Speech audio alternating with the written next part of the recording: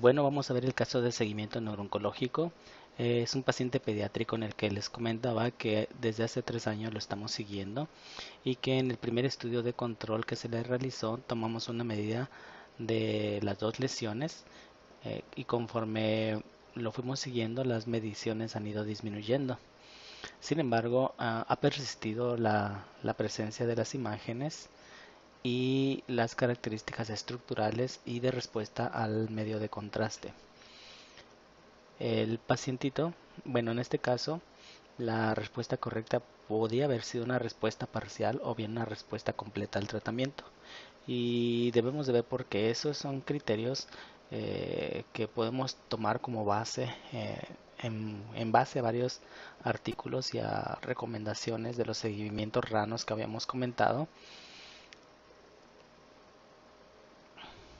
El estudio de control habitualmente yo recomiendo que se haga después del procedimiento quirúrgico y antes de la aplicación de radioterapia o de quimioterapia.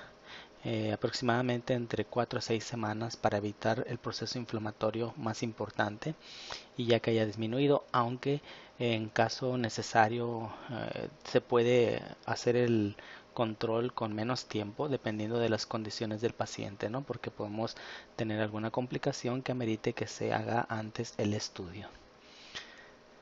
Es muy importante no solamente en los tumores intracraneales hacer el primer estudio de control antes de la quimioterapia o de la radioterapia, sino en cualquier parte del cuerpo, porque después de la quimioterapia o radioterapia podemos encontrar respuestas que no van a ser las adecuadas. Eso también lo vamos a comentar más profundamente en otros casos que veamos. Ahorita nos vamos a enfocar en evaluar las imágenes que pusimos para el análisis del caso.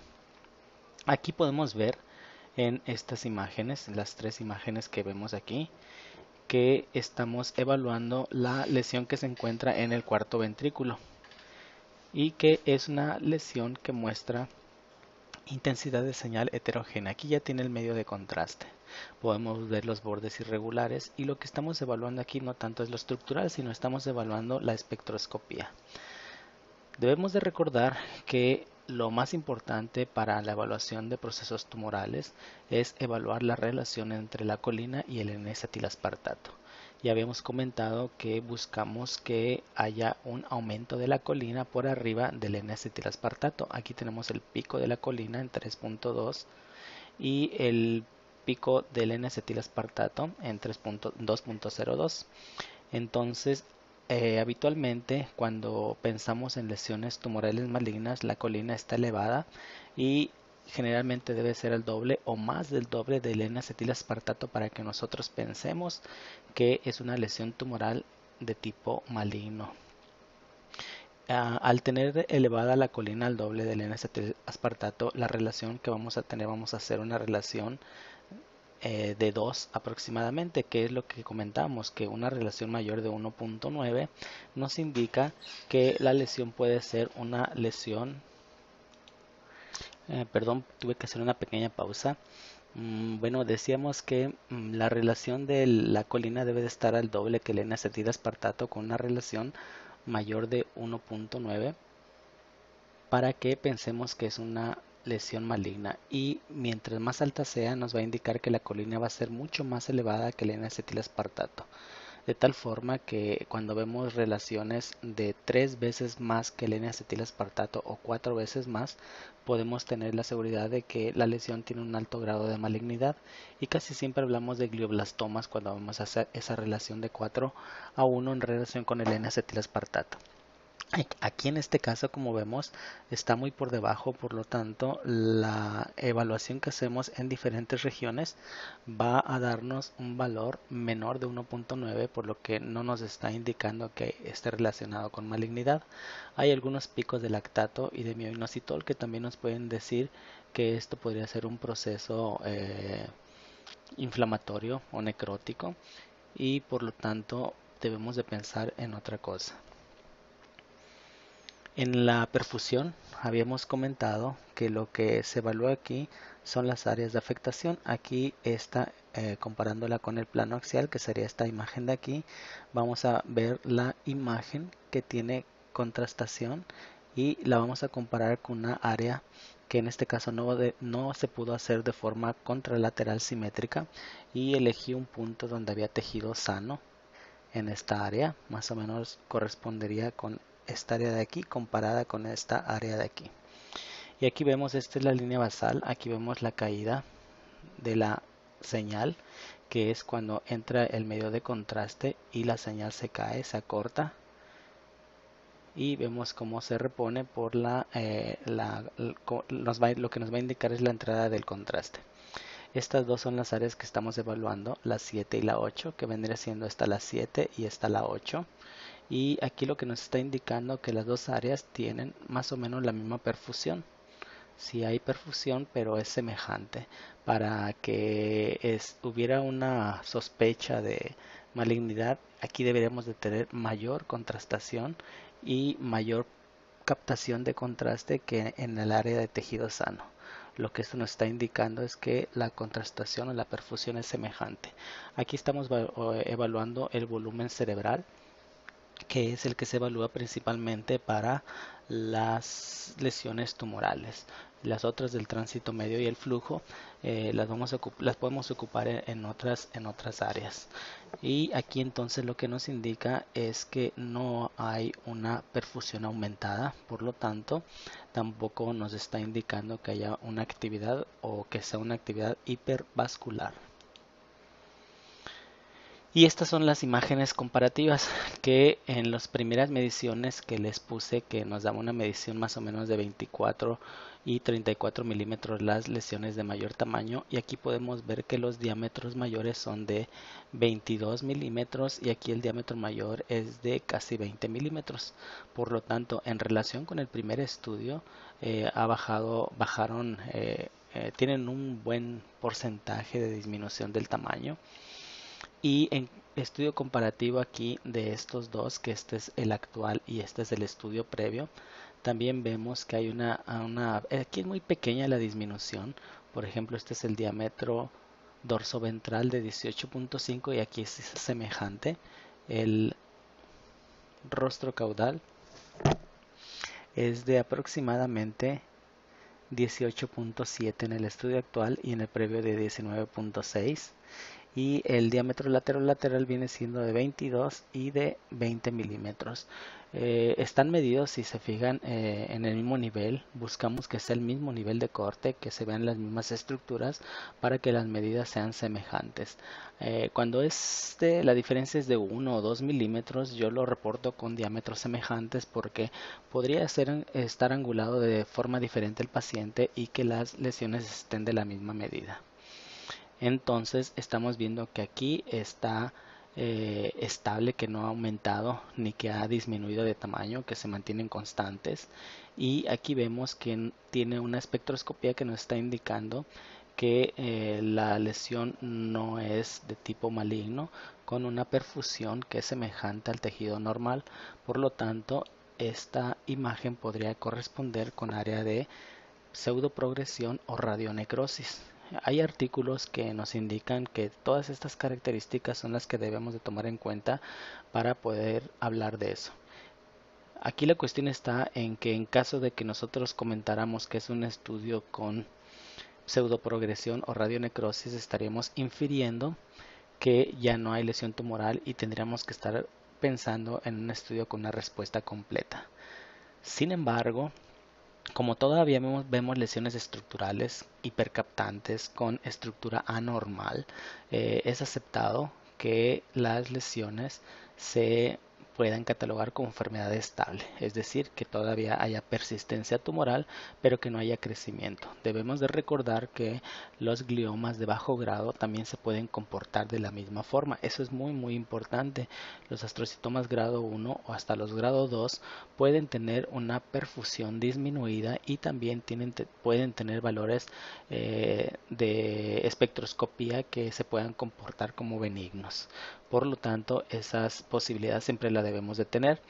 En este caso, se pueden tomar dos opciones.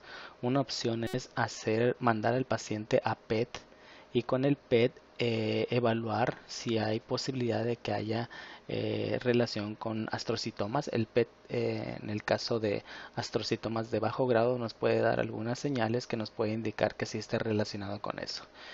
Y la otra opción que tenemos es la de seguir los controles que pueden ser, dependiendo de la clínica y del médico que lo esté tratando, entre 3 a 6 meses. Y también dependiendo del tipo histológico del tumor con el que estemos tratando. Por lo tanto, entonces es que podría tratarse de las dos. Yo personalmente recomiendo que siempre lo tratemos como enfermedad estable en este caso, o con respuesta parcial, para que el paciente entre a estudios de control. Y en caso de que haya neurológicamente alteraciones, pues se va a tener que elegir entre hacer el PET o directamente hacer la biopsia, o bien y por las lesiones. Eso ya sería decisión del cirujano, y en algunos lugares estas decisiones son en conjunto, ¿no? Se hace una sesión multidisciplinaria y se llega a la mejor opción de tratamiento del paciente, que por mucho es lo más recomendable. Buenas noches, vamos a ver rápidamente los casos de seguimiento neurooncológico. No- yo me baso en los criterios RANO y los criterios RECIST. Los RANO son específicamente para tumores del sistema nervioso y los de RECIST para tumores en cualquier parte del cuerpo. Sin embargo, estos me gustan mucho porque en los artículos que se mencionan nos dicen muchas de las características que debemos de tomar en cuenta para ver el seguimiento de la respuesta de los tumores, y también se pueden aplicar al sistema nervioso. En el caso que nos tocó ver, es un paciente que ya tenemos el antecedente diagnóstico de un astrocitoma de bajo grado, en el cual estamos viendo los cambios postquirúrgicos en estructuras óseas y tejido blando. Vemos áreas de gliosis y vemos tres áreas que nos llaman la atención con diferentes estructuras. Esta es una secuencia T2, esta es una secuencia FLAIR, esta es una T1. Esta es una difusión, un T1 sagital, un T2 coronal, el T1 volumétrico con y sin aplicación de medio de contraste. Aquí habitualmente coloco un eco de gradiente, pero aquí lo hicimos para que pudiéramos evaluar bien la comparativa con la lesión tumoral, la cual, como vemos, tiene una captación muy importante a medio de contraste. Si esta lo hubiéramos visto de primera vez y no viéramos todos los cambios todavía, la morfología que tiene y las características que tiene serían sospechosas. Esta de aquí es una imagen con bordes muy bien definidos, con contenido líquido muy homogéneo, y esta de aquí es una imagen también de características quísticas, pero no tienen la misma intensidad de señal ni las mismas características de los bordes. Esas tres son las que nos interesan, y como decíamos anteriormente, cuando no existía la perfusión ni la espectroscopía, nosotros tomamos muy en cuenta lo que era el comportamiento con el medio de contraste, y las características anormales que tomábamos en cuenta era el grosor de las paredes, la captación, la irregularidad, la relación con los tejidos adyacentes, el efecto de volumen, el efecto inflamatorio. En este caso específicamente, como ya sabemos que es una lesión tumoral, esas características que estamos viendo nos podrían indicar anormalidad. Si no supiéramos que es tumor, debemos de tomar en cuenta que también hay otras patologías que pueden tomar esas características, como por ejemplo una enfermedad micótica, un absceso, perdón, un absceso, etcétera, ¿no? Pero ahorita ya sabemos el caso y es para seguimiento neurooncológico. La otra imagen que habíamos visto es esta, que es una imagen de aspecto quístico. Vean cómo tiene las características totalmente benignas que ya conocemos. Y la otra es la otra imagen que veíamos en esta parte adyacente al asta anterior del ventrículo lateral derecho. Vean las paredes cómo contrastan de forma diferente a la que veíamos acá, y la intensidad de señal que tiene el contenido líquido. Entonces, cuando no teníamos otras secuencias, pues esta era la que nos interesaba más para poder hacer la evaluación. Este es el eco de gradiente. En el eco de gradiente vemos todos los depósitos de hemosiderina del lecho quirúrgico. Vemos un tatuaje de hemosiderina en la región de malasia quística, que podemos decir que es una malasia quística. Y aquí no pusimos la otra imagen, pero la otra imagen que veíamos también tiene tatuaje de hemosiderina, pero también tiene bastantes depósitos en el centro. Por lo tanto, esta es una pequeña área de malasia quística. Este es un hematoma que ya lo conocemos, ya hemos visto las características de los hematomas intracraneales. Y esta lesión de aquí es la que estamos evaluando. Esta es una angiografía 3D TOF que a mí me gusta, no es específicamente aquí su evaluación, pero a mí me gusta utilizarla porque hay veces que la neovascularidad, la neoformación de estructuras vasculares se ve muy bien cuando son arterias en esta angiografía.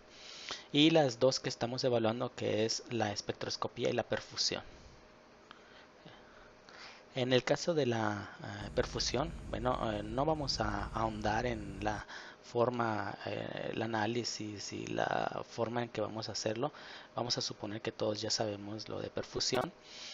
Hay que leer algo de esto y si no, ya que veamos o tengamos tiempo, haremos una plática específica para esto.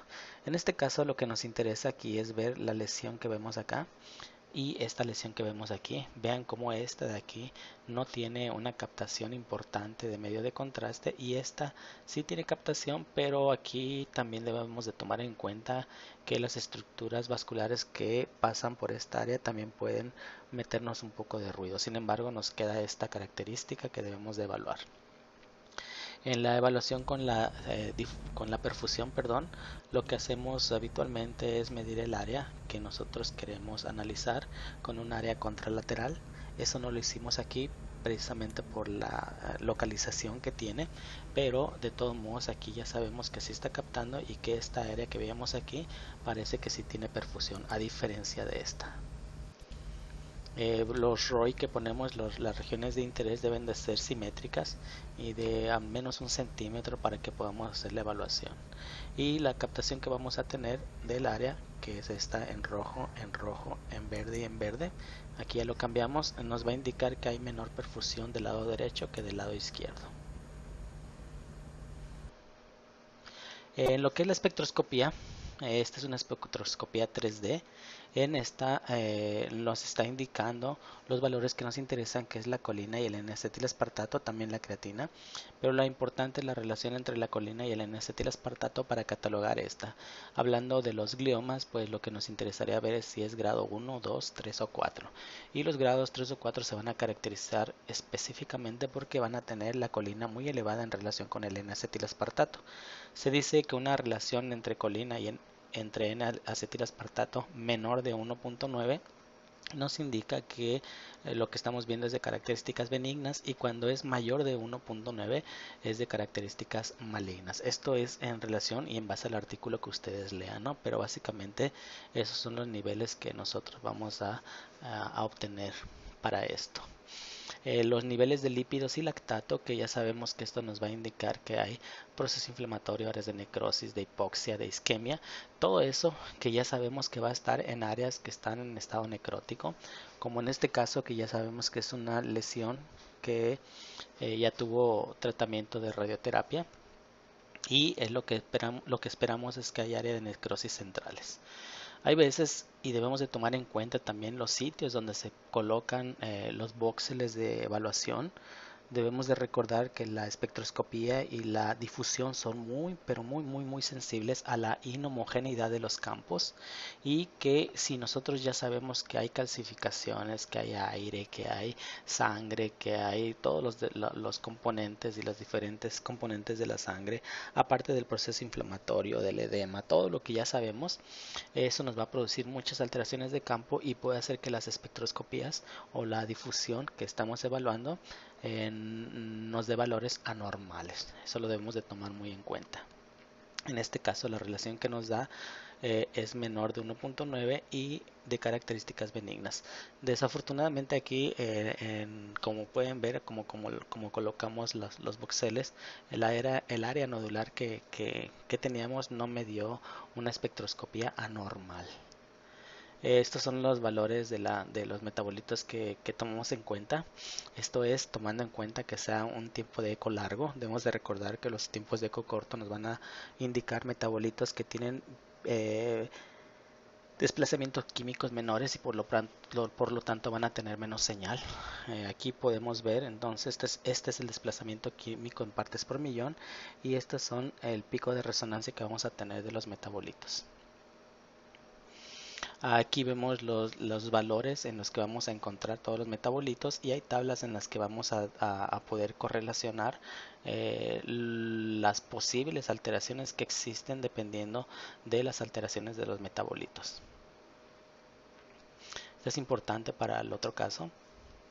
Y hay otra forma de evaluarlo en la que también dependiendo del software que tengamos podemos evaluar los metabolitos independientemente o en correlación con otros y básicamente lo que nos va a indicar es el metabolito que estemos evaluando y en rojo es lo que vamos a detectar donde hay mayor concentración de esos metabolitos. Como podemos ver, la parte que estábamos viendo en esta área pues no está captando, principalmente en lo que es la colina. Aquí vemos la colina. Bueno, aquí está el N-acetilaspartato, la creatina y no hay mucha captación. Pero lo que sí llama la atención es cuando vemos la colina, es la parte medial. Vean cómo aquí sí hay un poco de cambio de color, que es donde recordamos que estaba el nódulo que habíamos visto. Y podríamos dar aquí como positivo de que hay colina en esa área.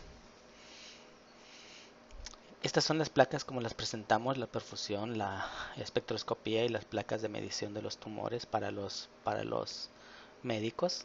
Esta es otra de las presentaciones que hacemos.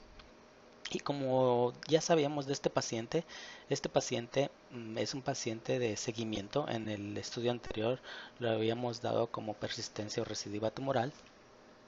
Y en este estudio, que es el de seguimiento, podemos ver que hay bastante diferencia. Y podemos ver que la lesión que se veía este es con una diferencia de 3 meses, que esa diferencia que existe podemos comprobar que hay disminución del tamaño, que las paredes están menos gruesas. Es muy probable que esta imagen que estamos viendo aquí sea el pequeño nódulo que veíamos en esta área, que obviamente está muy disminuido de tamaño. Aquí lo vemos también, vean cómo está en el área de afectación y aquí tomamos todo en el estudio previo, pues veíamos y parecía que era una sola lesión. Ya que estamos viendo parece que son dos lesiones independientes y podemos concluir o dentro de nuestro reporte que esta imagen de aquí podría estar relacionada con área de necrosis de pseudoprogresión o de radionecrosis. Y esta área de aquí que ya disminuyó de tamaño podría ser la persistencia o recidiva tumoral, pero que ha disminuido de tamaño. Por lo tanto, en el estudio podríamos concluir eso. A este paciente se le hizo también CT y PET-RM y como pueden ver dentro de lo que es la conclusión y dentro de lo que es el análisis también se llega a la misma conclusión. Áreas de comportamiento metabólico semejantes y la sospecha de una pequeña área de recidiva tumoral o persistencia tumoral. Aquí en realidad, como podemos ver, si llegamos a la misma conclusión, el PET-CT o el PET-RM podría haber controversia de si es útil o no es útil, si podemos llegar a las mismas conclusiones. Sin embargo, en lo que es los tumores gliomas de bajo grado, el 1 y el 2, muchas veces es muy difícil que podamos concluir nosotros si hay o no cambios en las lesiones tumorales, y como son lesiones de crecimiento muy lento, hemos tenido pacientes con seguimiento de años en los que dudamos si hay o no hay crecimiento tumoral, y a final de cuentas podemos hacer un PET-CT y a veces nos puede ayudar. No siempre, desgraciadamente, nos ayuda en ese tipo de tumores. En otro tipo de tumores sí es muy útil, pero también debemos de tomar en cuenta que en otro tipo de tumores la resonancia magnética es muy exacta. Y bueno, después de eso nos llegó el otro caso. Esta es una niña en la que vimos que era una paciente pediátrica que tenía crisis convulsivas de primera vez. Eso era con un estado posital de 3 minutos. Debemos de recordar eso muy bien para la evaluación de los pacientes pediátricos. Y cuando vemos estas imágenes, estas son las mismas secuencias que ya habíamos visto ahorita. Aquí podemos ver en el T2 y en el FLAIR y en el T1 que la lesión aparentemente afecta principalmente la región de la sustancia gris cortical.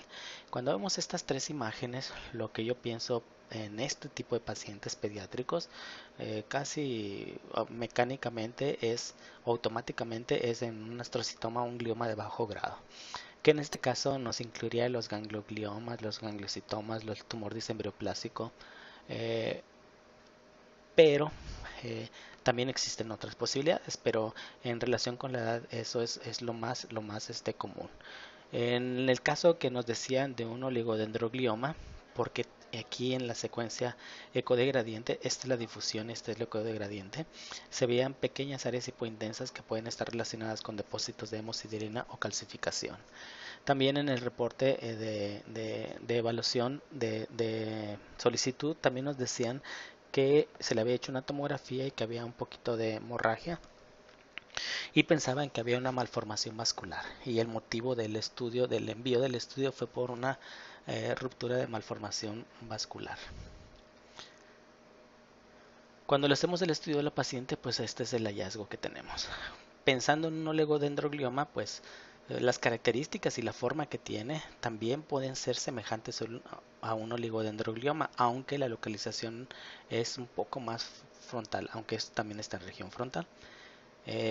Pero también debemos de tomar en cuenta que ese es más común en la cuarta quinta década de la vida, y aunque hay oligodendrogliomas de bajo grado también y se pueden catalogar como gliomas de bajo grado, también existen los anaplásicos que cuando ya los vemos con calcificaciones o áreas de sangrado ya debemos de pensar en un comportamiento un poquito más agresivo.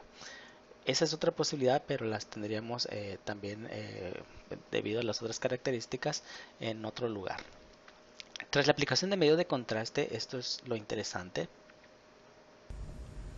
Aquí está la medio de contraste. Y como ustedes pueden ver, hay una captación de medio de contraste del tejido cerebral. Eh, Tanto cortical como yuxtacortical. Vemos como hay una captación del medio de contraste, lo cual es muy importante porque en los gliomas de bajo grado la captación es nula e incluso el tejido se ve hipointenso. Esto incluye también a los oligodendrogliomas de bajo grado o los gliomas como gliomas de bajo grado, el cual también va a tener disminución en la intensidad de señal, pero aquí hay una captación importante. Y aquí también lo que nos debe de tomar en cuenta y nos debe de llamar la atención es la región de las estructuras meningias. Vean ustedes cómo hay un engrosamiento focal de las meninges de estas áreas, y también hay un engrosamiento en la cortical, perdón, en las meninges periféricas de forma generalizada. Como ya habíamos dicho, una de las áreas donde vemos los engrosamientos es en la región del tentorio, pero aquí también vemos un poco de cambios en lo que es las estructuras meningias de la periferia, ¿sí? Aquí debemos tomar algo importante también, que podríamos estar hablando de un proceso inflamatorio infeccioso, pero también debemos de recordar que esta paciente tuvo una hemorragia subaracnoidea y podría también estar teniendo una respuesta inflamatoria debido a lo mismo, y lo podríamos captar. Esta es la imagen de coeficiente de atenuación y esta es la de difusión, y como podemos ver hay hiperintensidad por restricción, y aquí hay una hiperintensidad leve también relacionada con esta área, lo cual nos indicaría también que podría estar relacionado con proceso inflamatorio o un poco de edema de esta área, ¿sí? Con la aplicación de contraste también no vemos mucha neovascularidad, pero nos debe de llamar la atención esta pequeña imagen nodular que podría estar relacionada con lo que son los depósitos de hemosiderina, ¿sí? Cuando le hacemos a la paciente la espectroscopía, nos llama la atención primero que tenemos niveles de colina bajos. Ven aquí cómo está el metabolito y aquí como el N-acetil espartato está alto. Automáticamente esto ya nos indicaría que está muy por debajo del nivel o la relación, y pensaríamos en algo benigno, pero debemos de recordar también, y esto es muy importante, que los gliomas de bajo grado en ese tipo de tumores la espectroscopía no puede ser muy útil porque podemos tener una relación normal, y sin embargo sí es este tipo de tumor.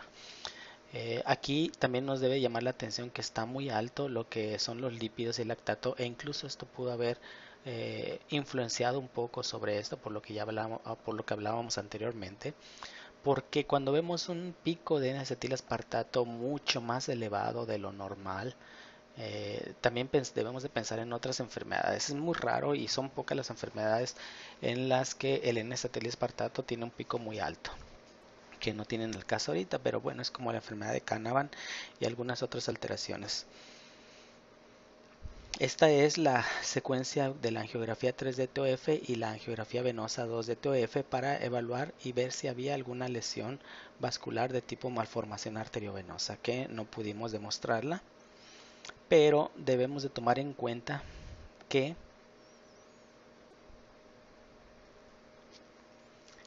la imagen nodular que veíamos en esta parte de aquí, esa pequeña imagen nodular podría ser una estructura vascular y en efecto podría ser alguna alteración que si está trombosada y tiene sangre no la vamos a ver en la angiografía 3D TOF ni la angiografía 2D TOF, se va a perder y entonces sí podría ser.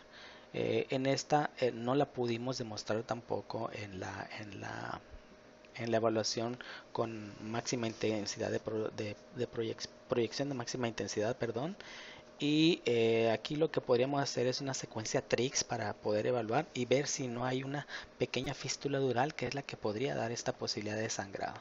Y en efecto, eso podría ser una fístula dural pequeña con proceso inflamatorio de los tejidos adyacentes. O bien también puede ser una pequeña área de cerebritis en la que tengamos el proceso inflamatorio y la afectación de estructuras meningias.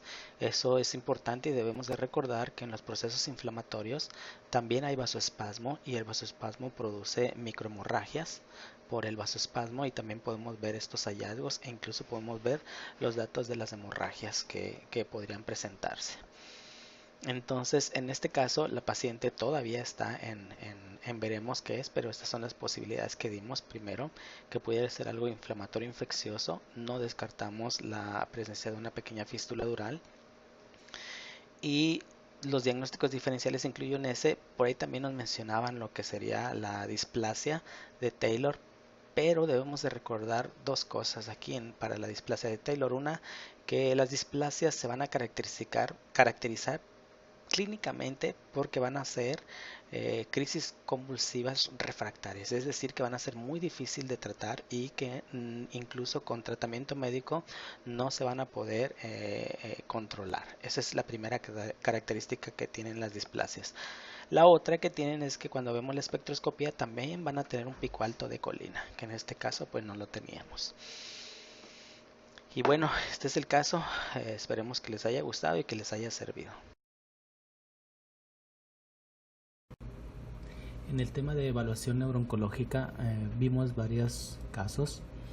Nos tocó ver ya algunas variantes, incluyendo cómo diferenciar una infección de lesiones tumorales y cómo hacer el análisis. Y casualmente el día de hoy revisé un estudio que era el que nos faltaba para ver cómo una espectroscopía nos puede indicar un valor para sospechar que lo que estemos viendo tenga alto componente de malignidad. Aquí, como ya lo habíamos visto, igual estamos revisando el estudio en secuencia T2, en secuencia T2 FLAIR, secuencia T1 y la secuencia de difusión. Y en esta podemos ver muchas de las características que ya habíamos hablado. Una imagen localizada entre la región temporal, la región occipital y parte de la región parietal, que está condicionando un importante efecto de volumen relacionándose con edema perilesional y que desvían la línea media sagital en más de 10 milímetros. En este caso fue de aproximadamente 17 milímetros, es decir, ya está ejerciendo un efecto de compresión importante. Dentro de las características de la lesión, como podemos ver, es una lesión que muestra una intensidad de señal heterogénea debido a la gliosis y a los componentes del edema. Nos disminuye un poco la interfase de los bordes y de las características estructurales, pero podemos detectar que hay áreas de tejido blando, que hay áreas de líquido y que vemos diferentes intensidades de señal.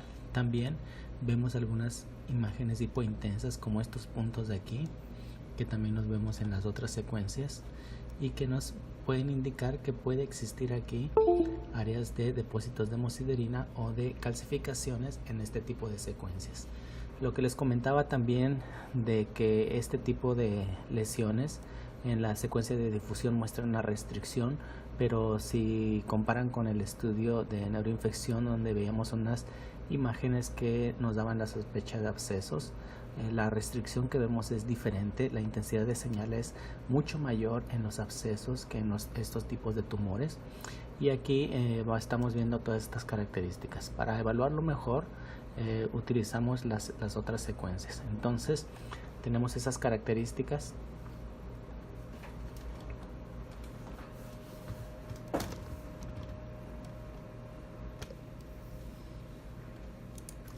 Y para corroborar lo que habíamos sospechado, utilizamos entonces la secuencia eco de gradiente, en la que vamos a ver si la imagen que estábamos viendo tiene componentes de calcificación o áreas de sangrado. Y aquí vemos como en la eco de gradiente nos permite evidenciar esas sospechas. Vean cómo se marca muy bien la característica que nos va a indicar que la lesión, aparte de tener contenido líquido, tejido blando, también puede contener calcificaciones o bien áreas de hemorragia. Y tras la aplicación de contraste,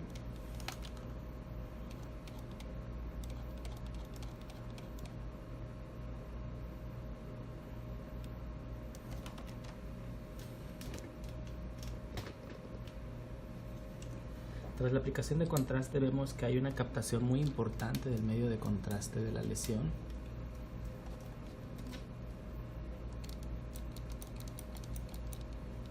Vean cómo los bordes están muy bien contrastados, se definen muy bien del resto del tejido, y aquí vemos el componente que veíamos en las otras secuencias de áreas de necrosis de contenido líquido. Entonces ya sabemos que es una lesión multilobulada con bordes difusos en las secuencias sin contraste y con una captación muy importante del medio de contraste que permite delimitar los bordes de la lesión. Área de edema perilesional muy importante y un efecto de volumen y de compresión sobre el resto de las estructuras. La interfase con las estructuras meningias en algunos lados la vemos perdida y aparentemente hay engrosamiento. Y una cosa muy importante, no vemos imágenes semejantes en otros sitios. Lo que tenemos aquí entonces es una imagen con una evaluación estructural, con una evaluación con la aplicación de contraste y con una organicidad que nos indica la sospecha de malignidad. Aquí las sospechas diagnósticas pues van a ser primero por mucho la presencia de un glioma grado 3 o grado 4, que sería el anaplásico o el glioblastoma. Y quedan otras posibilidades que son poco remotas, como el oligodendroglioma, por las características que también mencionamos. El linfoma también lo podríamos sospechar, pero por mucho vamos a ver esto. Y aquí entonces vamos a hacer la espectroscopía. Este es el proceso de espectroscopía que ahora lo vamos a ver, y otra secuencia que también vamos a evaluar.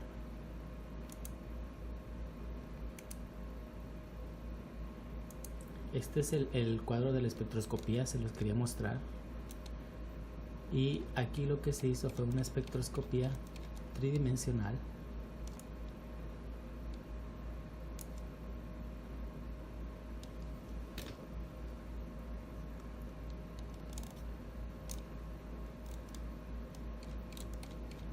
Aquí está.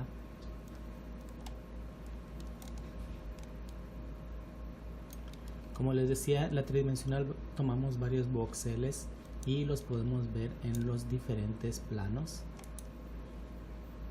Aquí está en sagital, el otro era en axial y aquí lo vamos a ver en coronal. Aquí está. De tal forma entonces que nosotros podemos escoger el voxel que para nosotros sea más representativo para evaluar la lesión tumoral. Aquí como podemos ver, en cualquier sitio que pongamos la lesión vamos a tener mucho ruido. Este ruido está producido por la heterogeneidad de la lesión, la que ya habíamos comentado, Recordemos que tenemos calcificaciones, áreas de sangrado, áreas de necrosis, áreas de tejido, áreas muy vascularizadas, y todo eso hace que los campos sean muy inhomogéneos, que pierdan la homogeneidad, y por lo tanto el análisis que nos va a hacer la computadora va a tomar muchas de las señales y nos va a producir todo este ruido que tenemos aquí. Sin embargo, podemos ver que sí se captaron los metabolitos, y los que nos interesan, que es el N-acetilaspartato y la colina, aquí los tenemos. Entonces, ¿cómo los podemos evaluar? Les comentaba que hay una forma de mover el patrón de voxeles a un sitio que nosotros consideremos que sea mejor.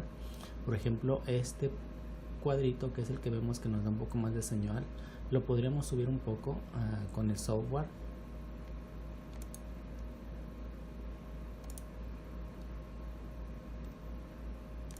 Vamos a tratar de hacerlo.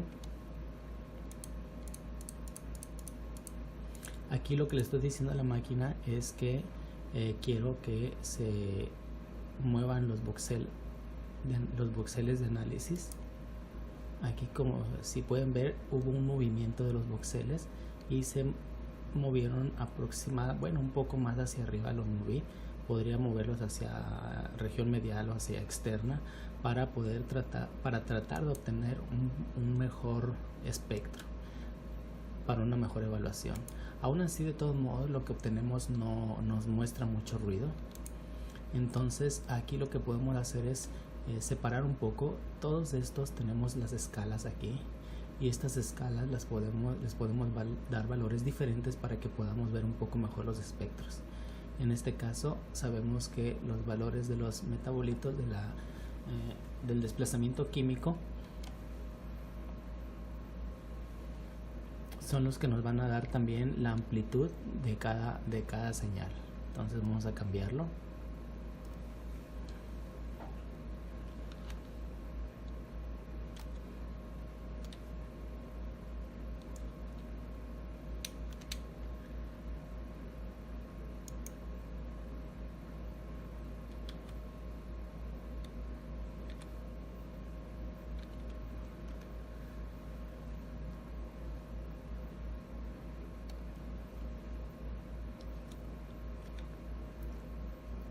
Si vemos aquí, con esto ya limpiamos un poquito el espectro y podemos evaluar un poquito mejor los valores de los metabolitos que queremos.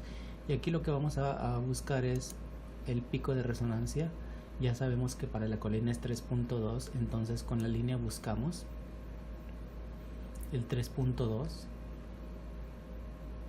Aquí está, y aquí nos da el valor que tenemos de la concentración, que en este caso serían 23.680 de colina. Déjenme anotarlo.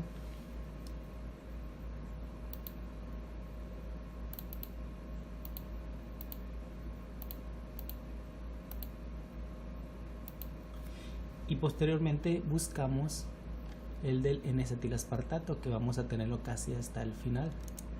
Aquí tenemos 2.05 y ya sabemos que es 2.02, y aquí lo tenemos. Este sería en 4176.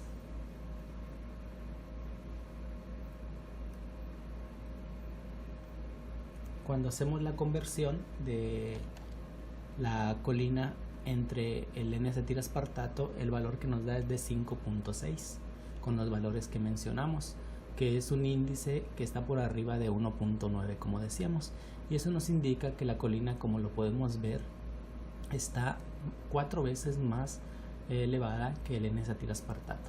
Por lo tanto, lo que estamos viendo es una imagen que nos daría la sospecha de un tumor con alta malignidad, que en este caso, por las características y por la espectroscopía, pensaríamos en un glioblastoma grado 3 o grado 4, que corresponderían con el anaplásico o el glioblastoma. Debemos de recordar también que el linfoma también nos eleva la colina, y nos puede elevar, aunque no se eleva tanto como en el caso de los gliomas grado 3 o 4, pero también vamos a tener una relación por arriba de 2. La otra evaluación que hacemos y que les comentaba que es muy importante hacer es la evaluación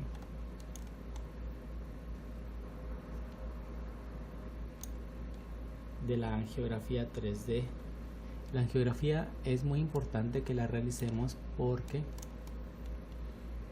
nos puede decir mucho. Vamos a procesarla. Aquí la tenemos.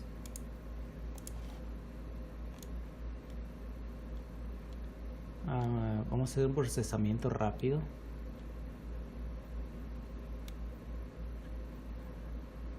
Mi maestro, el doctor Jaime Bravo Valle, neuroradiólogo del Instituto Nacional de Neurología, me decía que para evaluarlo nada más necesitábamos hacer 3 cortes. Aquí lo borré. Perdón, lo borré. Vamos a volver a repetirlo. Este sería el primero.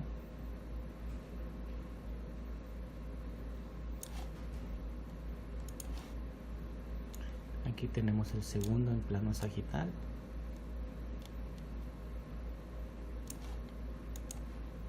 Y el tercero.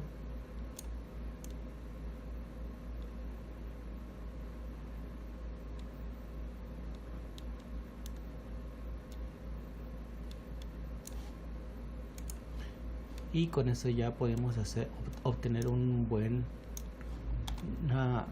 buena reconstrucción BRT. Y aquí lo que quiero mostrarles entonces es que vean la diferencia de la visualización de las ramas. Este es el lado izquierdo, este es el lado derecho. Recordemos que la lesión que vimos estaba en el lado izquierdo y vean cómo el número de estructuras vasculares periféricas está disminuido. Esto es por vasoconstricción, por compresión, que puede estar relacionada con el efecto del edema tan importante que tenía, que debemos de recordar que incluso había un desplazamiento de la línea media, que nos indica ya un grado de hipertensión intracraneana importante. Eso sería todo. Espero que les haya sido interesante.